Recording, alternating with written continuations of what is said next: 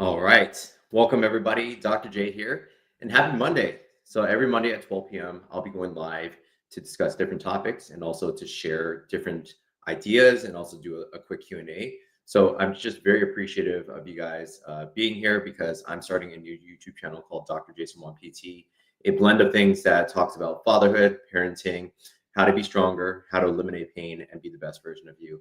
And today, you guys can see the topic here. The topic for today is going to be discussing weight loss. So I'm going to share a free PDF, and you can actually get that in the description right now. So go to flexdrj.online/pocket size equation. There is a dash in between. So flexdrj.online/pocket size equation. There is no need to provide any emails or anything like that. I just want to provide as much free value to you guys. And this is something that I've actually shared with a lot of my clients, and I'm going to be explaining some of that today. So let's quickly kind of discuss in the comments here, especially if you're new here, go ahead and drop any sort of questions or any sort of things that you want to learn more about. Even if you're watching this live or watching this on the replay, continue to just send in your comments into this live training. Because if you have any questions about weight loss, any questions about heart health, or even questions about reversing diabetes, which is something that I've helped dozens, if not hundreds of people do, then please send that into the comments because I want to share these details as much as possible. These live trainings, I'm not sure if Mondays at 12 p.m. are going to be the best time for you guys. I figured that it's a great start to the week. Some people might be catching me at lunchtime. And I just want to make sure that I can provide as much value through these live trainings. And every single week, Mondays at 5 p.m., I will be releasing a brand new video. So if you haven't yet, please click subscribe. Also, turn on that bell notification so you don't miss out on any of my new content. Again, Mondays at 5 p.m. Cool. So let me go ahead and share just some things we'll talk about first. Weight loss. I want to talk about the energy equation, what that kind of looks like. What I'm going to teach you is something that I've used for myself. Somebody that got up to a high weight of about 175 pounds and was able to drop weight about 22 pounds in less than 6 months. So this is going to be pretty cool for some of you guys that really want to learn more about this. And so I'm going to share that right now, and I'm going to share my screen. Before I share my screen, like I said, in the description right now is something called the pocket size equation. You'll be able to take that home as a free gift. There's no opt-in for any emails. I just want to present as much value to you guys today. So let me share my screen right now. And so I apologize if I'm a little bit new to the YouTube scene. So I'm going to do my best. So if I lag in any way, just bear with me. Each and every time I do a YouTube live, it will get much, much better. All right. So let me go ahead and share my screen. All right. And cool. I believe you guys should be able to see that. So in here is basically the pocket size equation.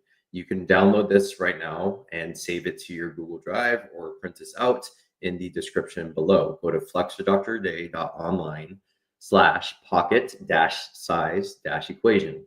Okay. So here, I'm going to blow this up a little bit more so you guys can see it. Is the very first step to kind of figure out is understanding just what energy balance is. Every calorie that you eat is a product of energy. So your energy balance when you're at a stable weight is essentially when you are eating a certain amount of calories and when you're burning the same exact amount. That would be what we call caloric maintenance or maintained weight. If you want to gain weight, and some people do because some people are underweight or they have a hard time putting on muscle. So if that's somebody that's you, then you might want to be in a energy surplus. Basically, you need to eat more calories than you are burning off. Okay.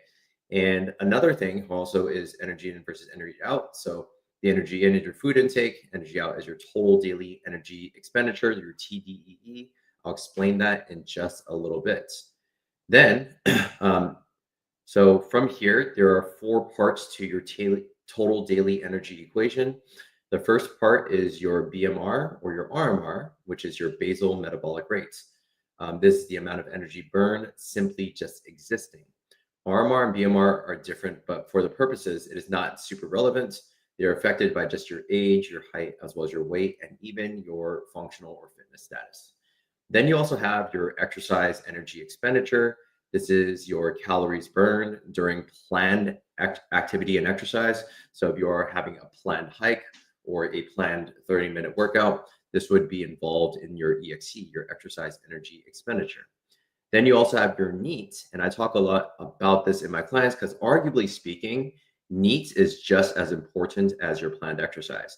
I know that some people that are watching this live stream right now, oftentimes they either lack, let's say, the 30 or 60 minutes to work out. So they don't work out at all. And so that's why I think that the NEAT is just as important, because these are the things that you can fit into your daily life. Okay, so I'll say the definition and I'll display some examples of things that either my clients do or I do personally.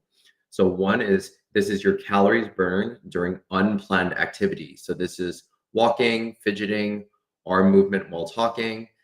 This includes also like walking from like your office to back home, for example. This can also be things such as you parking further away at the grocery store and choosing to walk further away, right? It's not planned exercise. It's just something that you have to do. So if you, instead of finding the spot right next to the handicap spot, you would find a spot that's further away or not even in the parking lot.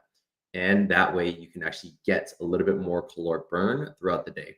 Another thing about NEAT is like you can fit in exercise throughout your day. For example, after this live stream, I can always say, well, after every live stream or after I appear on camera, I will perform 10 squats. Okay, so if I did 6 live streams in one day or 6 coaching calls in one day, and I'm always on Zoom, then I'm going to get in at least 60 squats without really even planning for it.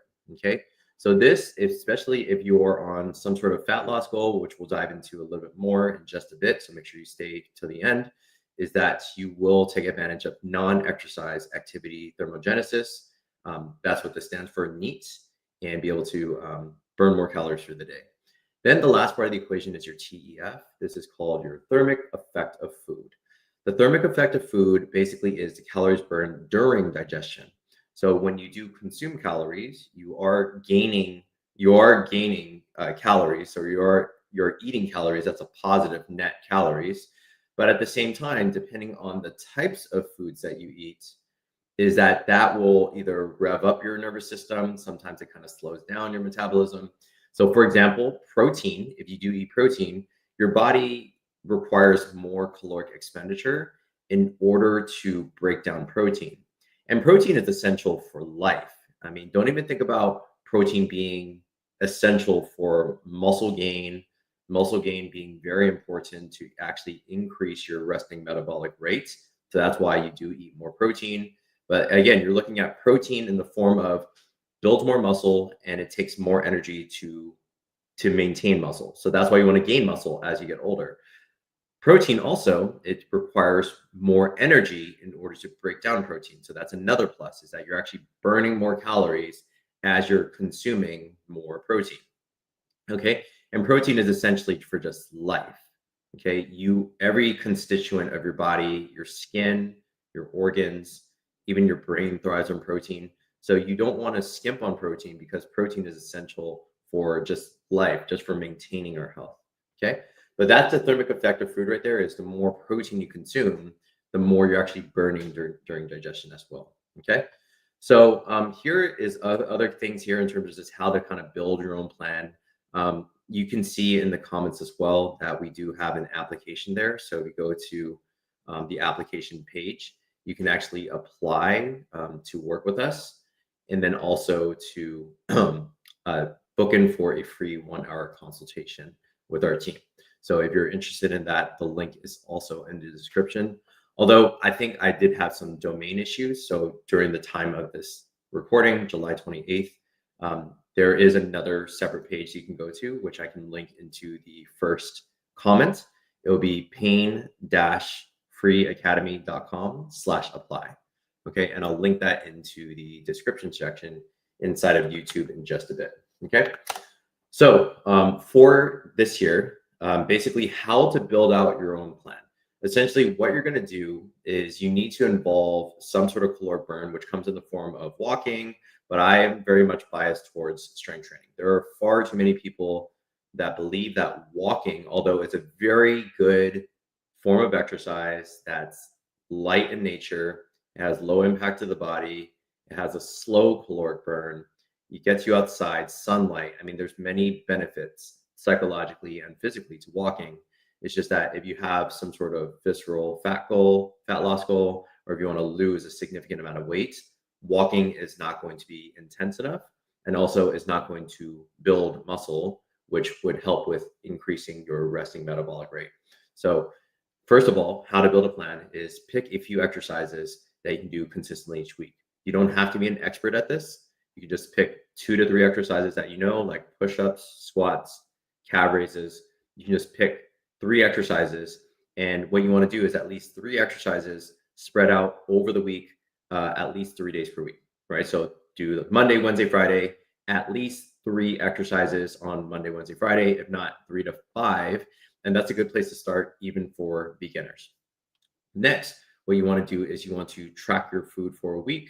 I can actually link you in future trainings here, and I've done that many times before. But basically, you want to track your food for a week, because that 5 to 7 days of data is going to allow you to depict whether you're in a caloric maintenance, a caloric surplus, or in a caloric deficit.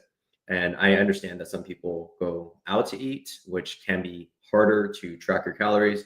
So you can simply, 2 options is either bring a scale to the restaurant, which I've done, throughout my life for the past 3 years, or you can pick restaurants like BJ's or Red Robin's, or I'm just saying all these out, the ones that are more franchise based.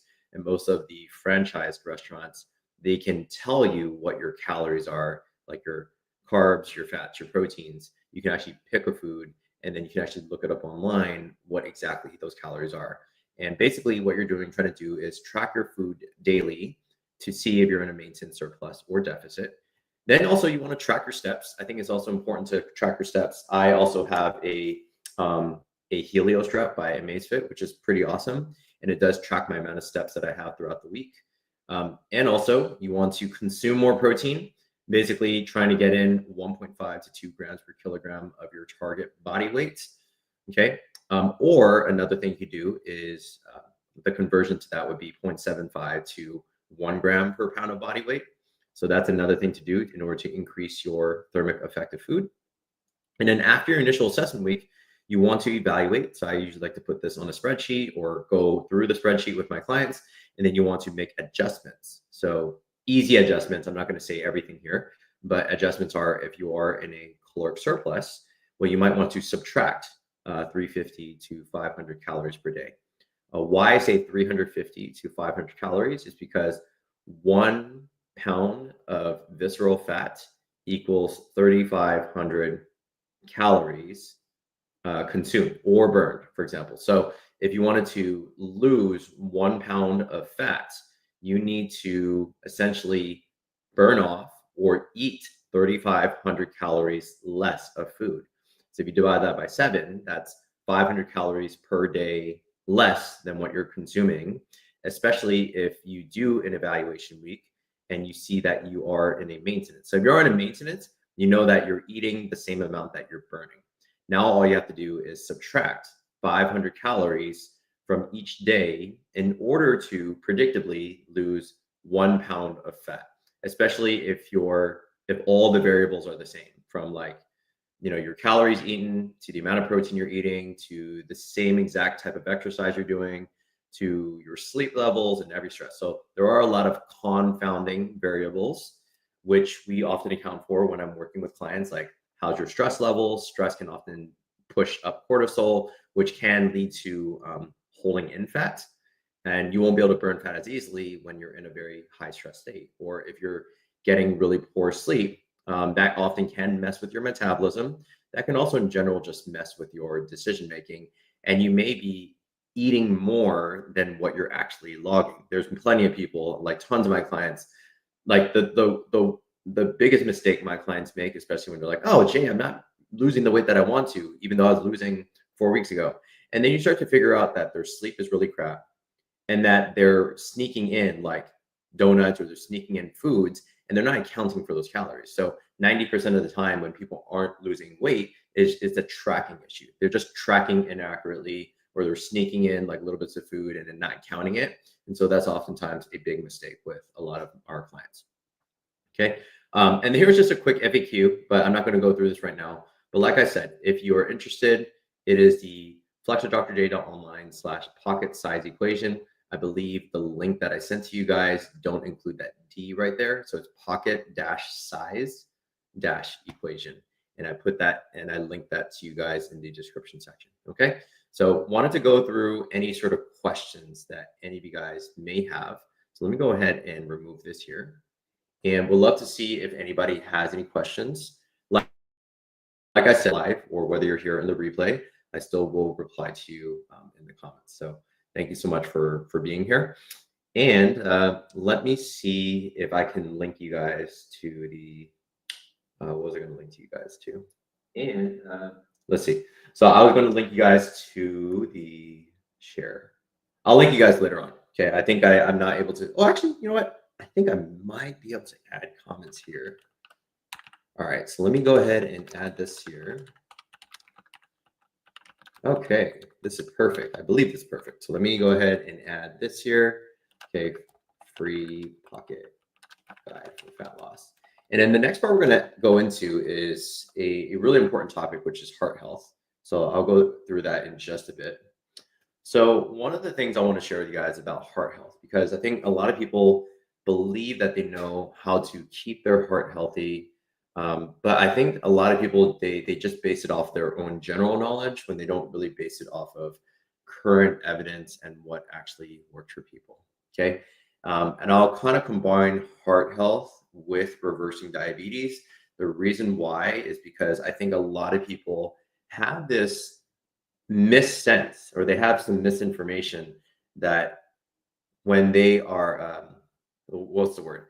When they're basically looking at their like heart values and they're looking at cholesterol, they believe that bad cholesterol is what's contributing to our heart health, or they believe that bad cholesterol is contributing to atherosclerosis, when in fact that's actually quite false. If you look up some of the things out there, which is if you look up on even YouTube, look up cholesterol hypothesis, and then you'll really start to see that cholesterol is not a very good indicator of heart health at all. The research actually shows that people that are likely dying of any form of heart disease is mainly coming from insulin resistance. Okay, and what is insulin resistance? So I'm going to share with you guys a couple things around just certain hormones, just so you guys understand a little bit. So with insulin resistance, what that is basically when we consume carbs, and carbs is broken down into its storage, not storage form. Carbs is broken down into its grinded out form, which is called bolus. And then bolus is what converts into glucose. Glucose is the free flowing carbohydrate form that flows within the bloodstream. So sometimes we're utilizing those carbs right away, and sometimes we're not. Sometimes some of the carbs are going to be shuttled into our working muscles, and it gets shuttled into our working muscles through a hormone called insulin. And insulin is secreted by the pancreas.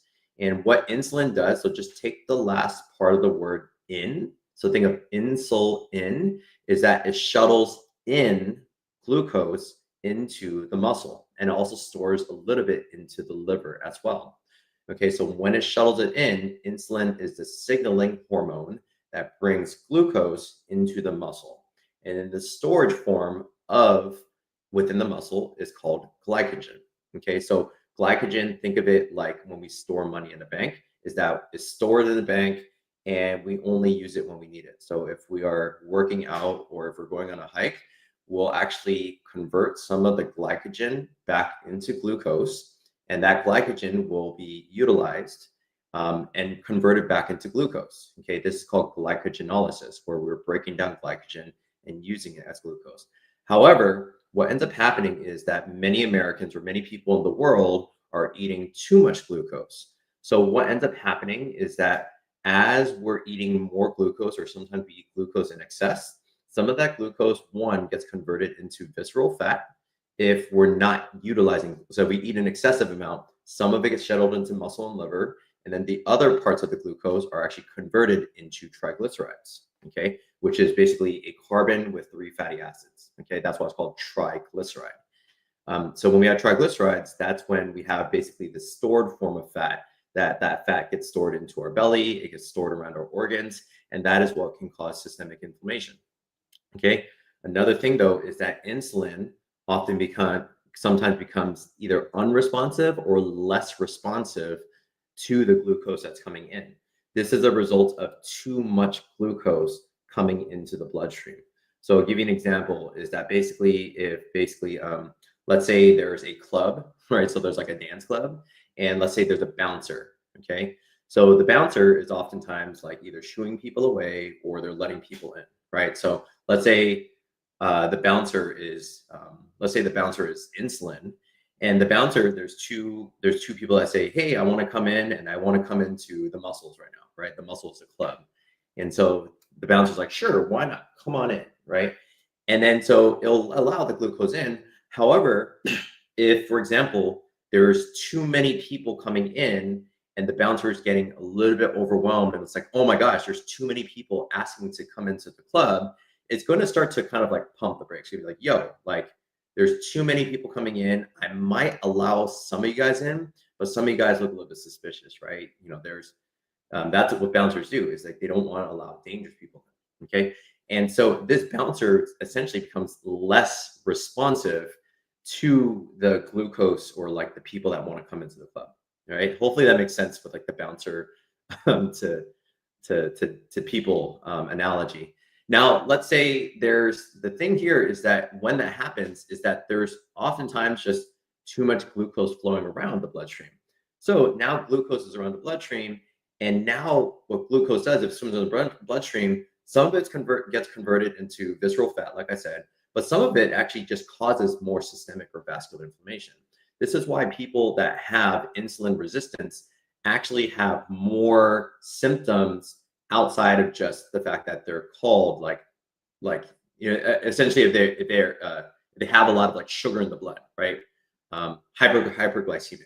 So they'll start to develop retinopathy, they'll start to develop heart issues, they'll start to have many things. I mean, anywhere where blood can go is where glucose can wreak havoc, right? That's why a lot of people develop glaucoma if they have diabetes, right? That's why some people get kidney failure, because too much glucose is going towards the kidneys as well, and that's what's causing kidney failure or other issues. So that's what happens, is that there therefore requires like a larger insulin response to the amount of glucose. Okay, so what you want to think about when it comes to improving your heart health or even reversing diabetes or even lowering your A1C is you want to lower the amount of overall glucose in the body.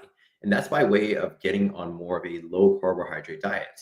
This is what a lot of my clients do when they want to lose weight pretty rapidly, is they want to kind of keep their carbohydrates usually around 50 to 100 grams a day. Unless, of course, you're maybe doing something more intense, like let's say you're running a marathon or you're playing a certain sport. You may require more glucose in order to supply the higher intensity outputs. But usually if you're just walking day to day, even like slow resistance training, like slow weight training, usually doesn't require a significant amount of glucose, because you can actually use fat as a resource for energy as well. The energy that we use is called adenotriphosphate, which is ATP. And we get ATP from various sources. One, from our creatine phosphate cycle. Two, from beta oxidation through breaking down triglycerides as a way of generating ATP. And I'll go through that in just a bit, why that's important. And also, we can also use glucose as a form of ATP too. But if we're always consistently, and this is the part for anybody that wants to lose visceral fat, is that if we're eating carbohydrates, we're signaling to our body that we want to use glucose as a form of ATP, if that makes sense. So if we're eating more carbs, we're signaling to our body that we want to use carbs as a fuel source. Okay. And this is why, even for those that maybe they're in a slight caloric deficit, but they're not losing weight as fast as they want to, is because you're signaling to your body constantly to use this piece of bread that you ate. Or let's say you ate oatmeal, which is considered heart healthy, which there is some benefits of oatmeal. But like I said, oats has a pretty high insulin response. It's pretty high on the glycemic index. So I'll eat oatmeal once in a while. But at the same time, you're not signaling to your body that you want to lose fat. right? You're signaling to your body that you want to use carbs. You want to use the oatmeal as a fuel source. So that's the mistake that a lot of people make is they eating an excessive amount of carbs. They may be in a deficit, but they're not losing weight as fast as they want to because you're constantly signaling to your body, hey, use these grams of carbs as my energy source. And it's going to use the glycolysis cycle, break down glycogen, or use the free flowing glucose in the blood as a way of getting through the day or exercising. Okay. Now, if you want to lose visceral fat, this is what you really have to think about. And I'm going to give you just free stuff that I say to my clients is if you really want to lose visceral fat, you want to break down those triglycerides because high triglycerides is also associated with heart disease, by the way. So I'm connecting all the dots with you with weight loss, diabetes, and heart disease. Is if you really want to improve your metabolic panels, have better blood scores, and also lose visceral fat at the same time, you actually need to eat more fat. That's the crazy part about society now is that back in the day in the 60s, there was this guy named Ansel Keys. Look him up, Ansel Keys is this person that proposed that eating fat was associated with heart disease. This is why a lot of people are confused with how to lose fat properly. There's a lot of like low fat and non-fat foods out there. And yes, we're trying to be in a caloric deficit because fat, there's a certain amount of calories for fat, but we're not signaling to our body that we want to utilize fat as a fuel source because we're not eating enough fat. Okay. That's the thing that everybody on this live stream needs to understand. You cannot lose visceral fat if you're not eating fat. You're not signaling to your body that I want to use fat because you're not consuming enough fat. You're very much really, I guess we're all tricked into thinking I got to eat non-fat yogurt. I got to eat non-fat cottage cheese. I got to eat all lean meats, but I need to cut out all the meat fat. It's like you don't, and like we're avoiding I don't know, we're avoiding olive oil. We're avoiding a lot of foods out there. We're avoiding all oils because it's all fat. But we need to signal to our body that we need to utilize that fat. So when I get people on a higher, obviously like the protein still has to maintain a high amount because that's what I said in the beginning is you need to be able to build muscle. You can't build muscle without eating more protein. That's very important. Then also you need to also eat more fat, like full fat cottage cheese or full fat yogurt or whole milk, full fat whole milk. Eating raw cheese, which is a lot of fat and a little bit of protein. Signal to your body like I want to use this as a fuel source, and instead of utilizing glycogen or glucose as a fuel source, eventually the glycogen will eventually be depleted out of your body, especially if you get onto a more low carb, higher fat, higher protein diet. You will signal to your body that, okay, there's no more glycogen because you've expended all the glycogen. Usually your glycogen that's being stored in muscle, usually that withers away within, I believe it's like 1 to 3 days. So usually you need to continue to eat carbohydrates in order to maintain higher glycogen storage. But usually after 1 to 3 days, your body dumps all the glycogen. It also dumps sodium. So usually when you're on a lower carbohydrate diet, also uptick your sodium just in case, so you don't it doesn't contribute to cramping. But then you start to take more advantage of what we call the beta oxidation cycle, because beta oxidation, it takes one triglyceride and it converts that essentially into 32 to 44 molecules of ATP, which is an insane amount. It's a much more sustainable fuel. And if anything, this is what you're going to notice in your blood lipid panels. You're probably going to notice that your triglycerides are going to go down. Your HDL is actually going to go up. Not necessarily because you're increasing your exercise output, but simply because you're lowering your triglycerides. So as a result of triglycerides lowering, usually your HDL goes up automatically. It'll go up even higher the more intense your exercise is. So make sure to supply yourself with some sort of intense exercise that gets your heart rate up too. Your LDL, however, because you're signaling to your body that you're eating more fat, also you're using more fat, your LDL, that's the one that people need to understand, is that LDL is considered a bad cholesterol when in fact it's more of a neutral cholesterol. It's LDL ultimately does have some positives, some things that are actually very good for you. And I can break that down in just a minute too. But LDL, there are bad forms of LDL and there are actually good forms of LDL too. Okay, where versus many doctors, or how you might perceive it, you're watching this right now, you might have believed that all LDL is bad. Okay, and that's where people get it twisted. So that's why it's very important that you don't just think that high fat diet is associated with heart disease, because higher fat diet may actually help you to lose weight, it might help you to lower your triglycerides and actually keep you further away from heart disease. Okay, I know it myself. I'm not just saying this from somebody that's more textbook. I've done this myself. Okay, I've gotten onto a lower carbohydrate diet, which is essentially healthier, and to prevent metabolic insulin resistance syndrome, which is MERS, MIRS, but also prevent or even reverse diabetes mellitus type 2 as well.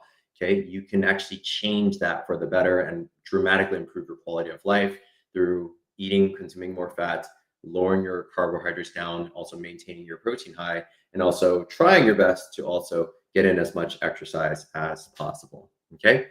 So, like I said, I have some free resources down below, so you can either apply and also book in for a call with me and my team to see if we can help you build out a more custom nutrition and exercise program. Especially if you feel like you don't want to do this yourself, or you feel like time is of the essence, and maybe you're looking to make some lifestyle changes. Please, please go ahead and apply, and we'd be happy to help and to serve you. Okay. Um, Essentially, the other things that I also want to talk to you about is looking at exercise intensity, right? Because the higher intensity exercise that you hit, the better your HDL is going to be. So your HDL is going to increase. The other thing, though, is that muscle and like increasing resistance training also revs up your resting metabolic rate. Okay. Usually 24 to 48 hours after an intense bout. And this is not walking, because walking is low intensity, but after an intense bout of exercise is where you will start to see your HDL is going to spike up over time. And also, you're going to take advantage of something called EPOC. This is called excess post oxygen consumption. This is essentially where your body is like, after a 60-minute workout or a 30-minute workout, and it takes time. It actually takes energy to bring your heart rate back down, to bring your blood pressure back down, and to get you back into a state of homeostasis, which is just normalcy. And that takes energy. So this is why those that are often like adding in sprint training or really intense running into their exercise training. Also, I do a mixture of like sprint training plus lifting heavy weights, but lifting heavy weights also is something that will highly take advantage of EPOC, which essentially you will be burning a lot. You will be burning some amount of calories 24 to sometimes 48 hours after your workout. Okay. So exercise intensity is very important. I also think that tracking exercise is important, because how can you really make changes to the amount of muscle that you put on? How can you make changes to the amount of weight that you can actually lift if you're not tracking? I've seen far too many people just go to the gym, they just select random machines, and then they'll do the same weight. And then, like, let's say 1 to 2 months later, they're like, I think I've been doing, I think I feel better. So I think I'm going to increase the weight. So they increase the weight by 5 to 10 pounds. One, if you're just second guessing, like increasing weight or increasing repetitions, one, you might hurt yourself because you're just guessing. Number two, that leads to this type of stuff with your fitness, where basically you're not losing any weight, you're not gaining any more muscle, you're not lifting any heavier. And I've seen way too many people think that randomly going to the gym 3 to 5 days a week is enough, when yes, that's better than being a couch potato. I say that so much time. Like, exercising randomly is much better than being a couch potato, but not that different, because you're not increasing your weight. You're not increasing your the amount of weight you can lift. Sorry, you're not increasing the amount of weight you can lift. So if not tracking workouts, you can't see what you did last week, and therefore you can't make decisions on making the exercise more intense. If I showed you actually what I do on a daily basis, and let me see if I can actually probably share this here on the live stream, but I can even share what I do on a spreadsheet. And here, let me go ahead and share my screen right now if I can. Share. Let me share. Stop. All right, let me share this right now so you guys can see exactly how crazy ridiculous that I actually track my workouts. So let me share window. Boom. All right, guys, let's take a look at this here. So um, what you're looking at right here is my workout. So basically, if you take what I did from April 6th, 2025. You guys see that on the bottom right here where my cursor is. Now look at what I'm doing here. I created my own training split. And please don't let this overwhelm you, right? Like when we actually work with our clients, we actually teach them exactly like how to do this properly. And sometimes like either they're using a spreadsheet or sometimes you're using my own exercise app. So we have options on like how you can track your workouts. So some people are more spreadsheet people. Some people like to track their workouts in an app. So don't worry about it, especially if you're new here. Don't let this overwhelm you and be like, shoot, I'm unsubscribing from Jay and I don't want to do this ever again, right? Don't cry. Okay. This is just exactly a method that I know has worked with for literally thousands of my clients over the past 10 years. So looking here, like you'll look at like conventional deadlift. I track it 3 reps, 335 pounds, right? Or 1 rep at 385 pounds. But if you look at what I do consistently, it's like week 1, week 2, I'm increasing weight. Because I see the numbers here, I know that by force and by law, I'm required to increase the weight, or I want to increase the volume, right? So 1 repetition, 390 pounds, right? You can see I increased by 5. And then next week after that, I increased by 15, 1 rep, 405, and then 2 reps, 425, and then 1 rep, 425, 10 reps. So this was me on vacation. They didn't have enough weights. So that's a misnomer right there. 2 reps at 435. So you could see that I track every single one of my workouts. And that's why I feel like at age 36, I feel like I am definitely at one of the strongest in at least my age group, because I'm willing to track the reps and the weight over an extended period of time. I tracked it for over 16, 17 weeks. And this is something that I always say to my clients, like what can't be measured can't be managed. You can't possibly lose the fat that you want without tracking your workouts, without actually, the more muscle you increase, the faster your metabolism, the faster you're going to be burning that visceral fat at rest, right? If you're not increasing weight, you're also not building more muscle, right? So, you want to consume more protein, but you want to utilize that protein also towards the rebuilding of your tissues. Excessive amount of protein, just to let you know, also has some form of small insulin response. And also excessive amount of protein can also be converted to visceral fat, right? Right. You can, just that's a little bit of common sense. But if I ate 8 ounces of chicken breast, that's great. Like maybe my body actually needs that. If you eat 24 ounces of chicken breast, your body's like, dude, I don't need that amount of protein. And some of that protein also gets converted to visceral fat, especially with all the other additives, right? So looking at all this here is really critical. I'm gonna stop sharing because I wanna see if we had some questions coming in. Louisa, thank you so much. Let's see. So Louisa here says, thank you for mentioning different fats that are helpful for healthier living. Yeah, it's very, very, very important to make sure that that when you are trying to signal to your body what you want to lose, right? So if you have an excessive amount of visceral fat, you definitely want to tell your body that I want to break down this fat, but you're only going to tell your body to do so if you're actually eating fat, right? If you're eating more carbs and some of those carbs being converted to visceral fat, you're just storing visceral fat. And also you're just burning off the carbs as a form of energy. You're not burning off the stubborn fat that's under your midsection or by your chest or in your arms. So just make sure that you understand that, okay? Let's see here. So what's an example of good LDL? Is coconut milk considered good? So great question, Nitty. So so let me just go ahead for 1 minute, just break down like the good LDL versus bad. So there is large buoyant LDL, okay, which large buoyant or large size. So LS-LDL or large buoyant LDL is basically the larger forms of LDL, which is low density lipoproteins that actually are very important for removing toxins from the blood, removing bacteria from the blood as well. And it's also a very important, constituent of also testosterone, estrogen, as well as progesterone. So those that actually consume lower fat oftentimes have lower libido or they have hormonal imbalances. So if you're somebody, let me know in the comments if that's you, if you kind of struggle with like hormone imbalances, even if you're like, let's say you're menopause, but like some people have way more menopausal symptoms than some because some are not getting in enough healthy fats, right? Fat and protein are essential nutrients for our body.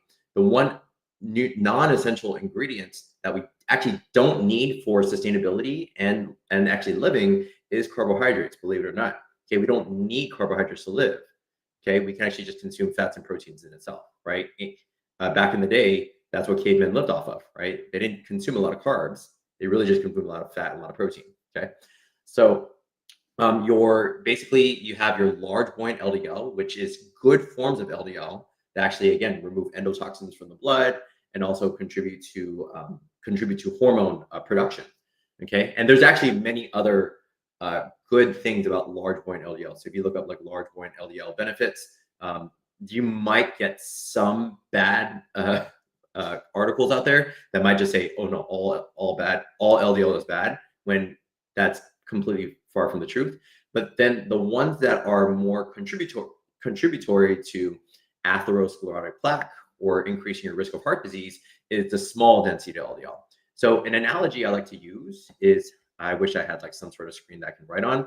But let's say that half of my screen here, hopefully Nidhi and whoever else is watching this is helpful. But let's say half of my screen is like the ocean. Okay. And then let's say floating on the top is like large buoyant LDL. Large buoyant LDL would be like the ships. Okay. They're like cargo ships.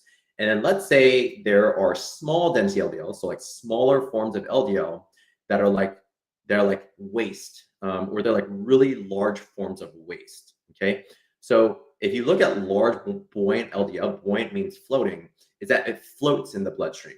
It actually doesn't get stuck to the arterial walls like what small density LDL does because it's large. It floats, so it floats along the water. Okay, and what it's doing is that there's people on that on that large buoyant LDL ship that's like, oh, well, if there's endotoxins in the blood, they actually take the bacteria or the viruses out of the blood and then they put it back on the ship. Okay, that's the great thing about large buoyant LDL. They're constantly trying to keep your body healthy. I think that's why my LDL is actually fairly high, but my immunity is extremely high. I have a very I can recover from jet lag very fast. I can recover from sickness very fast. Some people don't recover as fast, but I think it's because partly LDL is actually a contributor to your immune system. Okay, so now that you have your small density LDL is the ones that like they kind of sink to the bottom of the ocean. Let's say this is the ocean floor right here. And so what it does is the small density LDL is what can actually break down the ocean floor. And that's what actually kind of breaks down the arterial wall. Okay. Breaking down the arterial wall is actually what contributes to atherosclerotic plaque. So if you get like your calcium, your CAC scores, if you have to get like a CAC exam, then you can actually see that if anything is over 0, if there's any positives, then that means that you are at mild or moderate or severe risk for heart disease, right? But my CAC exam is 0, meaning that it's a perfect score. So despite my LDL being fairly high, and some doctors have told me lower your amount of eating fat, believe it or not, some doctors are telling me to lower the amount of fat that I'm eating in order to lower my cholesterol, which again, that's a nuance. That's something that is completely untrue. That is what's making people sick. Is many doctors are telling people to not eat fat, right? They're telling them to eat more whole grains, or they're telling them to avoid red meat, for example. Far from the truth, right? Okay, so that's what it does. Is that you have your small density LDL, that is your, I guess, your bad form of LDL. You also have the large buoyant ones that are actually very good and very healthy and very essential for life. Okay. So if you're looking at what are examples of, is coconut considered good? So coconut oil, from what I've heard, so coconut is, I wouldn't say it's less debatable because most coconut is actually very good for you, but like coconut oil is very good for you. Coconut oil has a pretty high smoking point, so you can actually cook with it as well.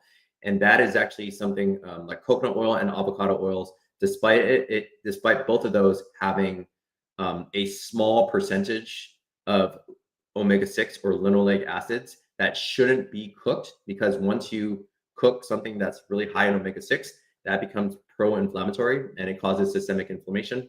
So coconut oil and avocado oil, in my opinion, are those that you can actually cook with still. And in coconut milk, I believe that as it gets more processed, right? So the more processed it is, or the more deodorized or heated it is, the more it becomes less healthy for you, right? So think about 100% whole grain is less insulin spiking versus refined or enriched wheat flour. So if you ever see something that's enriched, basically that just means that it's highly processed, but they re-add minerals and vitamins to make it perceive that is actually good for you. Yes, enriched is better than refined, but refined and enriched are just as bad for you, right? So refined is just like there's this like huge this huge processing that actually creates more inflammation in the gut. Okay. So in any case, Nydia, I hope that answers your question. The more refined or the more factorized or the more processed it is, the greater likelihood that it becomes worse for you, right? And it starts to have like its storage life starts to get higher. I oftentimes perceive that the higher the storage life, like the worse that it is, and that's not always true. But I think coconut milk, I think coconut oil are all good things that you can get into your diet. But I would also say that, like, yeah, as it becomes more factorized or processed, it becomes more. It starts to argue towards like less healthy or sometimes more pro-inflammatory for the body. Okay, great questions out there. Okay, so I know that I've been talking for a minute around heart health, diabetes, as well as visceral fat loss.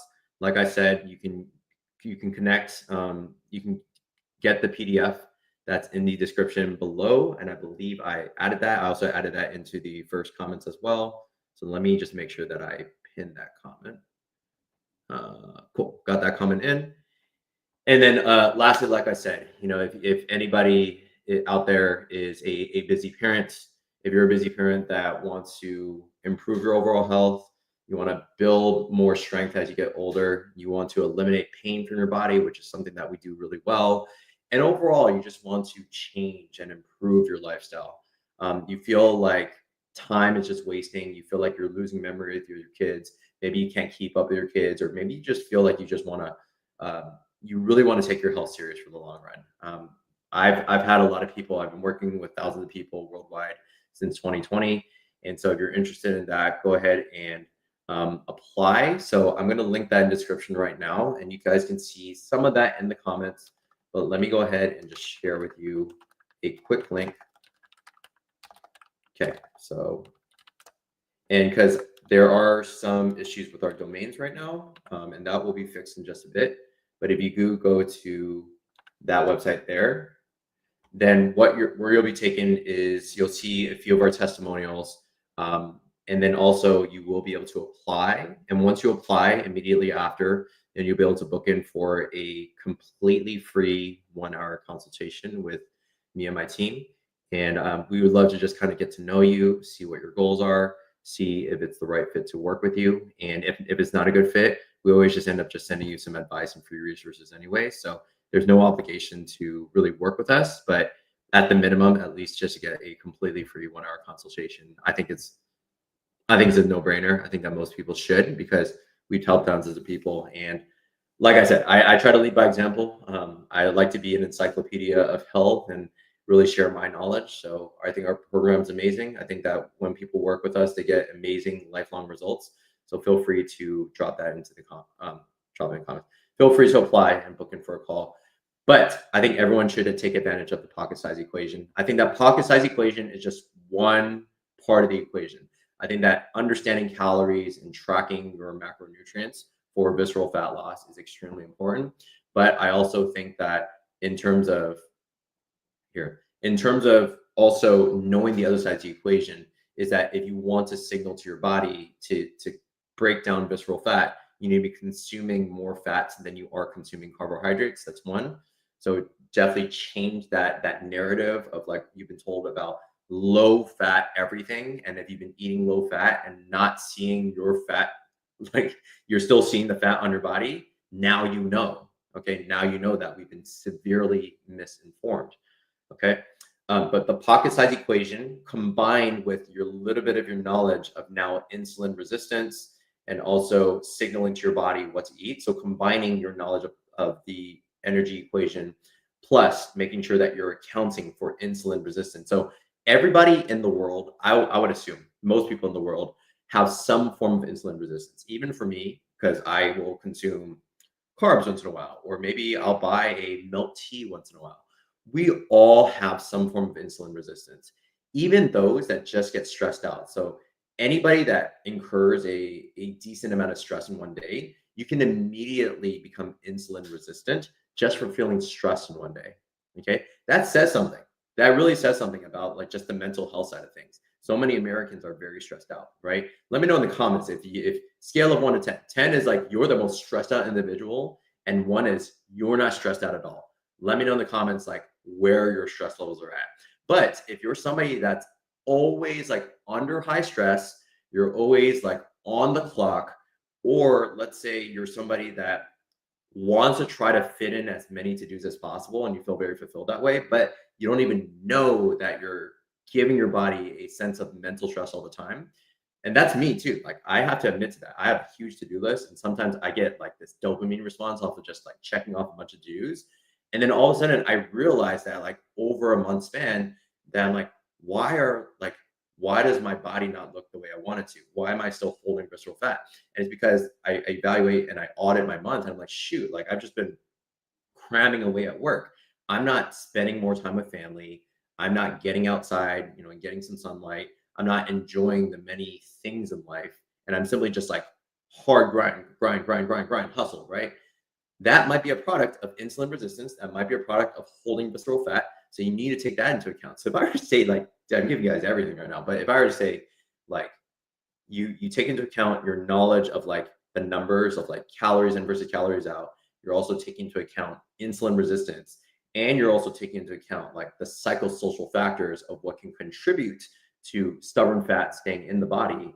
Take all that into account and now try to really make that your own. Okay. And if you can't make it your own, obviously, like I said, you can always like talk with us, talk with my team. Also, just to let you know, like our business line, if you ever want to text us, is 415-965-6580. That's our current business line right now. You can text us the word PT if you're interested in any sort of like coaching, or if you want to just ask questions, feel free to send us a text. Like I said, 415-965-6580. Okay. So I'm getting a little hungry. I'm getting a little famished because I've been spending a lot of time answering some questions. Let me make sure if I have any other further questions before I end this here. Let's see. So I think we have a lot of great feedback from today.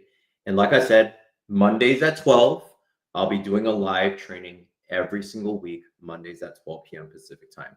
And then we actually launch a new video every single Mondays at 5 p.m. So make sure you turn on your notifications, click the bell icon, and then also subscribe. If you found even this live stream helpful, or you find any of my other videos helpful, I greatly appreciate the follow. We're trying to have a lot of impact on the world and a lot of impact on people's lives. All right. Okay. So I think I'm good for today. I really appreciate everyone being here. And if you haven't yet, go to my playlist. If you see some of my playlists, we actually break it down into a couple of playlists. Like we have one playlist called The Pain-Free Foundations. A lot of great video tutorials there. So go to the Pain-Free Foundations right now and go ahead and watch some of those videos. I also have another section called Built by Fatherhood. It's basically letting people know the ins and outs of how I live my life. A mixture of obviously my cute and obviously beautiful kids that God blessed me with. That's one. But number two, how I'm just balancing out my own fitness and still prioritizing my health despite the chaos of having 2 kids below the age of 4. So I love it. I actually enjoy filming those because obviously just enjoying filming my kids, but also filming myself and just the many things that I do in my own life that oftentimes I would say seem excessive for people, like an excessive personality of like excessively going to the gym and working out for 2 hours. But I think that hopefully my excessive personality rubs off a little on some of you guys, and you guys can hopefully make some subtle or even profound changes to your health. Okay. All right, guys. I genuinely appreciate the time that you guys spent with me today. I really hope you found it helpful, and hopefully, we'll see you on the next live training Monday at 12 p.m. I'll see you guys on the next one. All right. Have a good rest of your day.